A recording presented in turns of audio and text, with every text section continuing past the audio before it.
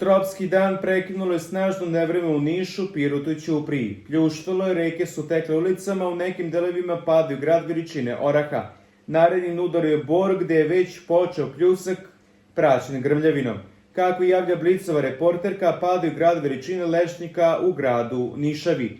Na ulicama je velika količina vode, kako tajnik saznaje, u zgradi u kojoj se održava muzički festival Nišvil popravljene su podrumske prostorije. Nekoliko ulica je poplavljeno i u opštini Palilula, gde je prema rečima građana do neke kuće zbog velike količine vode nije moguće prići, javljaju za južne vesti.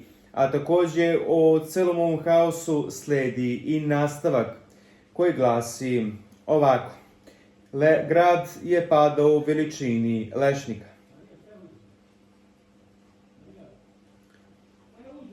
Na Niš i okolinu se oko 17:40 sati srušila provala oblaka praćene gradom veličine Oraha. Grad je padao nekoliko minuta, a onda je počela da pljušti kiša. Gotovo izvjesno da je grad naneo materijalnu štetu niškim voćnicima, ali verovatno i mnogobrojnim parkiranim automobilima.